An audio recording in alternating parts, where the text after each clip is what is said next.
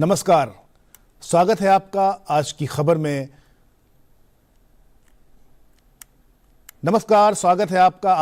में। मैं हूं मोहम्मद फातेह टीपू।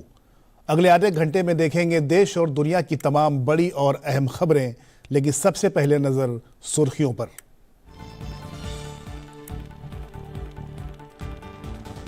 स्टार्टअप्स और एआई उद्यमी भारत के भविष्य के सह निर्माता। भारतीय एआई स्टार्टअप्स के साथ गोलमेज बैठक में बोले प्रधानमंत्री, वैश्विक नेतृत्व की दिशा में काम करने का आह्वान। धन शोधन से जुड़े मामलों की जांच में ईडी की कई राज्यों में छापेमारी। कोलकाता में आईपैक के ठिकानों पर छापेमारी के दौरान पहुंची मुख्यमंत्री ममता बनर्जी। जांच एजेंसी ने सबूत अपने साथ ले जाने का लगाया आरोप।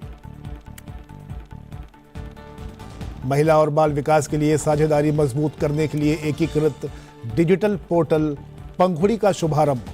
डिजिटल समाधानों का लाभ उठाने की दिशा में एक महत्वपूर्ण कदम। बढ़ेगी प्रौद्योगिकी, पारदर्शिता, सहभागिता और विश्वास। 2026-27 बजट से पहले सरकार का सीधा कनेक्शन। सुझाव देने के लिए जनता को दिया खुला मंच। आम जनता को बजट में सुझाव देने का दिया मौका। हर नागरिक दे सकेगा 2026-27 बजट पर अपनी राय। कश्मीर में कड़ाके की ठंड, कई स्थानों पर मौसम की सबसे ठंडी रात। हवाई, रेल और सड़क यातायात प्रभावित। बिहार, ओडिशा समेत कई राज्यों में अगले 2 दिनों तक शीतलहर।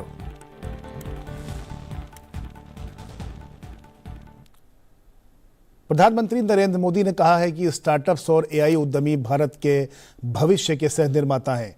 प्रधानमंत्री नरेंद्र मोदी ने आज सुबह 7 लोक कल्याण मार्ग स्थित अपने आवास पर भारतीय एआई स्टार्टअप्स के साथ राउंड टेबल की अध्यक्षता की।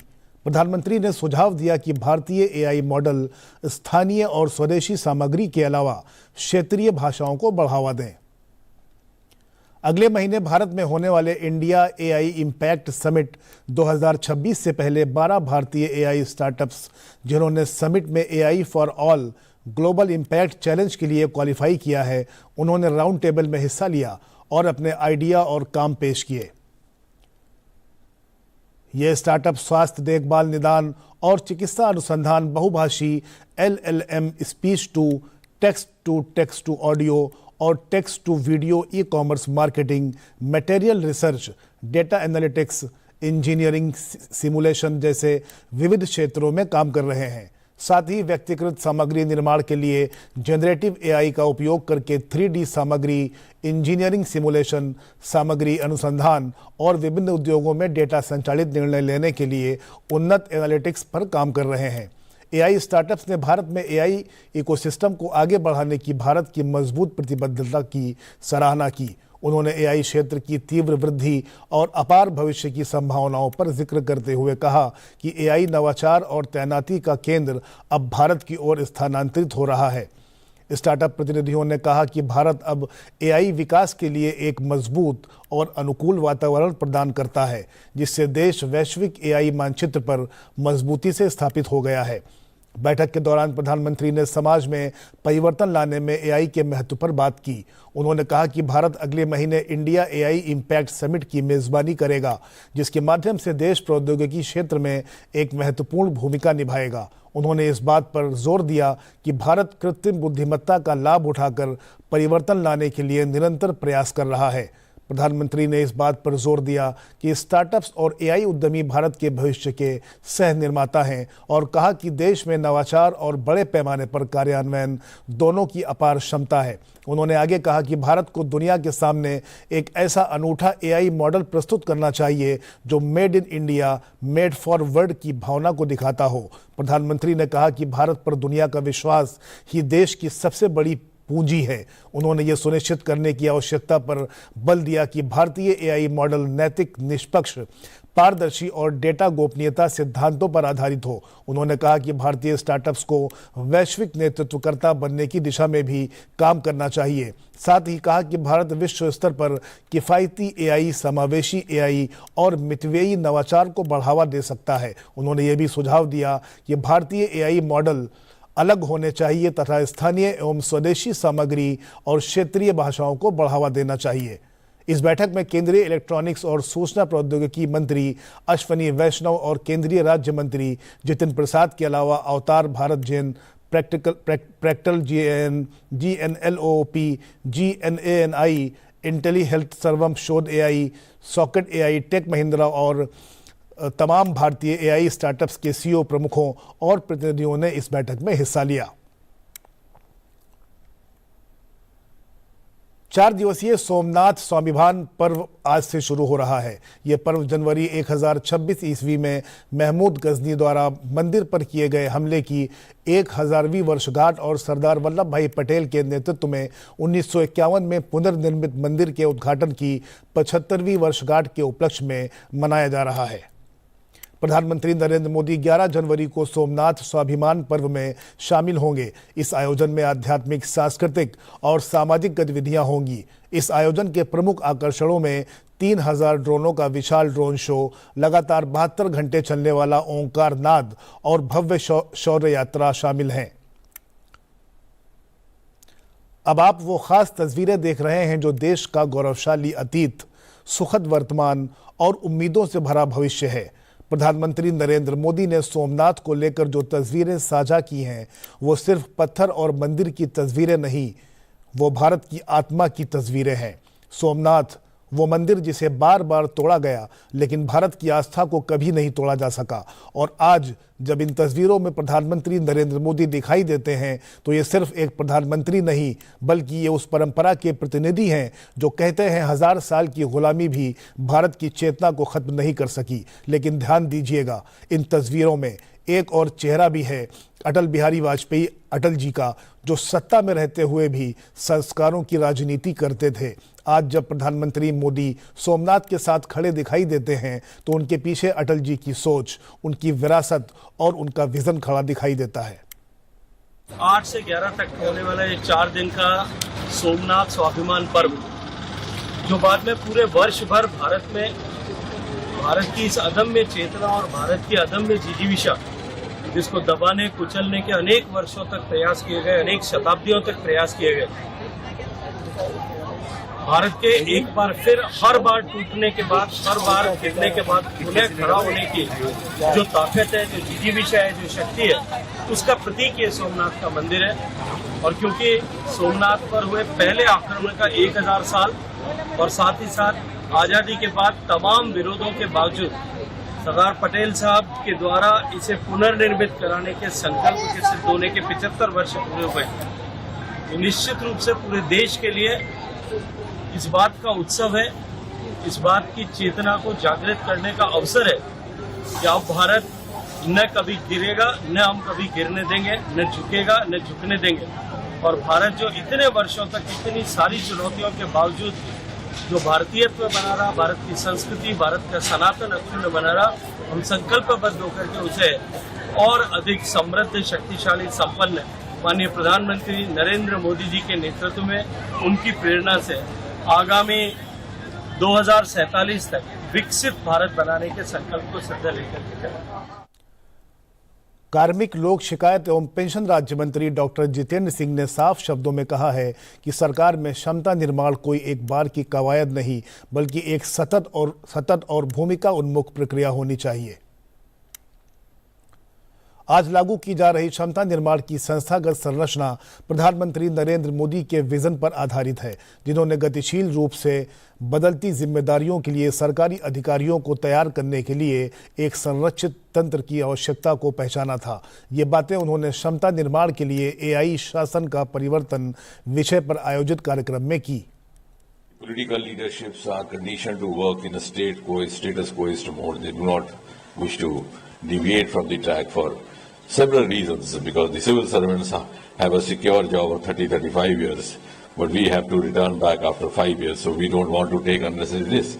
But since we had a Prime Minister who was used to taking out-of-box decisions and then leaving it to the public opinion to judge, it was his decision. We moved on very cautiously. To begin with, many of the ministries and departments didn't even know what was the actual mandate of capacity building. Doctor Jitendra Singh ने कहा कि शासन व्यवस्था अब केवल सीमित दायरे और नियमों से बंधी प्रक्रियाओं तक ही सीमित नहीं रह सकती। experiment with the Mission Karmyogi. Of course, it was again a unique initiative, but it's quite a novel concept, as is often summed up with a single sentence: the shift from rule to rule, so that a government functionary does not become prisoner of the rule book, which often happens. As I said, to be status quoist is a safe course. महिला और बाल विकास के लिए साझेदारी मजबूत करने के लिए एकीकृत डिजिटल पोर्टल पंखुड़ी का शुभारंभ किया गया है। महिला एवं बाल विकास मंत्रालय का यह कदम भारत में महिलाओं और बच्चों के समावेशी, सहयोगात्मक और परिणामोन्मुखी विकास के लिए डिजिटल समाधान उपलब्ध कराएगा। सरकार देश भर में महिलाओं और बच्चों के कल्याण, संरक्षण और सशक्तिकरण को सर्वोच्च प्राथमिकता देती है। इसी प्रतिबद्धता को आगे बढ़ाते हुए महिला एवं बाल विकास मंत्रालय ने पंखुड़ी नामक एक एकीकृत कॉरपोरेट सामाजिक उत्तरदायित्व और साझेदारी सुविधा डिजिटल पोर्टल लॉन्च किया है। इसका मकसद महिला एवं बाल विकास पहलों में समन्वय, पारदर्शिता और हितधारकों की सुनियोजित भागीदारी को मजबूत करना है। ये हमारा प्रयास है कि डिजिटल पोर्टल है और महिला और बाल विकास के लिए सरकार और समाज का साझा सहयोग हो। और जैसा कि माननीय प्रधानमंत्री जी भी लगातार कहते हैं, विकसित भारत की जो संकल्पना है, तो सरकार की नीति आम जन की सहभागिता के साथ ही उसको हम आगे बढ़ा सकते हैं। और तो इस पोर्टल का उद्देश्य यही है हमारा कि जो समाज में रहने वाले विभिन्न पीएसयू जो सीएसआर के तहत काम करते हैं, या सामाजिक संस्थान, या फिर कोई भी इंडिविजुअल पर्सन भी अगर कोई मदद देना चाहते हैं तो इस पोर्टल के माध्यम से वो दे सकते हैं। और इसकी सबसे बड़ी खासियत है कि इसमें एंड टू एंड ट्रैकिंग है। ईडी ने धन शोधन मामले की जांच के तहत 6 राज्यों में 15 स्थानों पर छापेमारी की। यह कार्रवाई सरकारी नौकरियों के लिए फर्जी नियुक्ति पत्र भेजने से जुड़े एक मामले में धन शोधन की जांच के तहत की गई। एक संगठित गिरोह पर एजेंसी की नजर है। जांच एजेंसी ने कहा कि बिहार, पश्चिम बंगाल, केरल, तमिलनाडु, गुजरात और उत्तर प्रदेश में तलाश अभियान चला रहा है। ईडी ने आरोप लगाया कि धनशोधन मामले में आईपैक के निदेशक प्रतीक जैन के कोलकाता स्थित आवास में उसकी छापेमारी के दौरान पश्चिम बंगाल की मुख्यमंत्री जबरन इमारत में दाखिल हो गई और दस्तावेजों और इलेक्ट्रॉनिक उपकरणों सहित महत्वपूर्ण सबूत अपने साथ ले गई। एक नाटकीय घटनाक्रम के तहत पश्चिम बंगाल की मुख्यमंत्री ममता बनर्जी ईडी की छापेमारी के बीच आईपैक प्रमुख प्रतीक जैन के आवास पर पहुंची और आरोप लगाया कि केंद्रीय एजेंसी तृणमूल कांग्रेस के आंतरिक दस्तावेजों, हार्ड डिस्क और उसकी चुनाव रणनीति से जुड़े संवेदनशील डाटा को जब्त करने का प्रयास कर रही थी। ईडी ने पश्चिम बंगाल की मुख्यमंत्री ममता बनर्जी के बयान का जवाब दिया है। जांच एजेंसी ने कहा कि यह तलाशी सबूतों पर आधारित है और किसी भी राजनीतिक संगठन को निशाना नहीं बनाया गया है। तलाशी कई जगहों पर जारी है। यह मामला अवैध कोयला तस्करी से जुड़ा है। किसी भी पार्टी ऑफिस की तलाशी नहीं ली गई है। बुलेटिन में अब नजर कुछ और प्रमुख खबरों पर। अरुणाचल प्रदेश के छात्रों के एक समूह ने राष्ट्रपति भवन में राष्ट्रपति द्रौपदी मुर्मू से मुलाकात की। उन्होंने राष्ट्रीय एकता यात्रा के तहत राष्ट्रपति भवन का दौरा किया। राष्ट्रीय एकता यात्राएं युवाओं के लिए शैक्षिक और प्रेरक यात्राएं हैं, जिनका मकसद उन्हें देश की समृद्ध विरासत से परिचित कराना है। प्रधानमंत्री नरेंद्र मोदी एक बार फिर जनवरी 2026 में छात्रों के साथ संवाद करने जा रहे हैं। परीक्षा पे चर्चा 2026 के दौरान चयनित छात्रों को प्रधानमंत्री मोदी के साथ संवाद सत्र में भाग लेने का अवसर मिलेगा। प्रधानमंत्री मोदी के साथ इस कार्यक्रम में छात्रों के साथ उनके माता पिता और शिक्षक भी शामिल हो सकेंगे। लोकतंत्र और चुनाव प्रबंधन पर एक अंतर्राष्ट्रीय सम्मेलन से पहले निर्वाचन आयोग ने आज राज्य के मुख्य निर्वाचन अधिकारियों के साथ दिल्ली में बैठक आयोजित की। बैठक में वैश्विक सम्मेलन में निर्वाचन आयोग के नेतृत्व में प्रस्तुत किए जाने वाले 36 विषयों पर चर्चा की गई। इन विषयों का मकसद चुनाव प्रबंधन निकायों के समृद्ध और विविध अनुभवों पर आधारित ज्ञान केंद्रित विकसित करना है। सेना प्रमुख जनरल उपेंद्र द्विवेदी ने श्रीलंका की यात्रा के पहले दिन उच्च स्तरीय वार्ता की। उन्होंने श्रीलंका के राजनीतिक और सैन्य नेतृत्व से बातचीत की। इस दौरान आपसी रक्षा सहयोग के बारे में चर्चा हुई। इस यात्रा में क्षेत्रीय सुरक्षा, पेशेवर सैन्य आदान प्रदान और श्रीलंका सेना को ठोस समर्थन देने पर भी चर्चा हुई।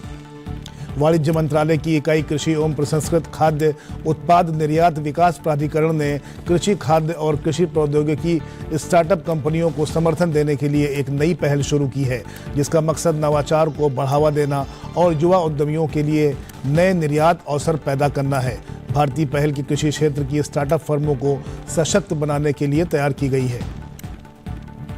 सेना और एचडीएफसी बैंक ने सैन्य कर्मियों को बैंकिंग सेवाएं और व्यक्तिगत दुर्घटना बीमा के लिए अपने समझौता ज्ञापन को 2029 तक के लिए नवीनीकृत किया है। यह मुआवजा भारतीय सेना के सेवारत और सेवानिवृत्त कर्मियों को दुर्घटना में मृत्यु या दिव्यांगता की स्थिति में दिया जाता है। अमेरिकी राष्ट्रपति डोनाल्ड ट्रंप ने संयुक्त राष्ट्र के कई निकायों और भारत फ्रांस के नेतृत्व वाले अंतर्राष्ट्रीय सौर गठबंधन समेत 60 से अधिक अंतर्राष्ट्रीय संगठनों से अमेरिका को बाहर निकालने का फैसला किया है। उन्होंने इन संस्थाओं को अनावश्यक और अमेरिका के हितों के विरुद्ध बताया। 53वां विश्व पुस्तक मेला 10 से 18 जनवरी तक नई दिल्ली के भारत मंडपम में आयोजित होने जा रहा है। ये मेला भारत और विश्व भर के प्रकाशकों, लेखकों, पाठकों और संस्कृति के क्षेत्र से जुड़े लोगों को एक साथ लाने के लिए मंच प्रदान करेगा। 9 दिन के इस आयोजन में 35 से अधिक देशों के 1000 से अधिक प्रकाशक भाग लेंगे। केंद्र सरकार की ओर से वित्त वर्ष 2026-27 के लिए बजट पेश करने की तैयारियों को अब अंतिम रूप दिया जा रहा है। बजट से पहले वित्त मंत्री निर्मला सीतारमण महत्वपूर्ण मुलाकात कर रही हैं। इसी कड़ी में आज उन्होंने केंद्रीय शिक्षा मंत्री धर्मेंद्र प्रधान से मुलाकात की। केंद्रीय वित्त मंत्री निर्मला सीतारमण ने दिल्ली में हिंदू मक्कल काची के संस्थापक अर्जुन संपत और उनकी पार्टी के नेताओं से मुलाकात की। इसके अलावा उन्होंने राष्ट्रीय लोक वित्त एवं नीति संस्थान की निदेशक डॉक्टर आर कविता राव के साथ बजट से पहले बातचीत की। साथ ही वित्त मंत्री ने जर्मनी में भारत के राजदूत अजीत गुप्ते और पंजाब नेशनल बैंक के प्रबंध निदेशक एवं मुख्य कार्यकारी अधिकारी अशोक चंद से भी मुलाकात की। अगली खबर का सीधा सरोकार आपसे है। जनवरी के महीने के 8 दिन बीत चुके हैं और ये हम आपको इसलिए बता रहे हैं कि ये महीना सिर्फ साल का पहला महीना नहीं होता, बल्कि इस महीने की शुरुआत से ही बजट को लेकर तैयारियां तेज हो जाती हैं।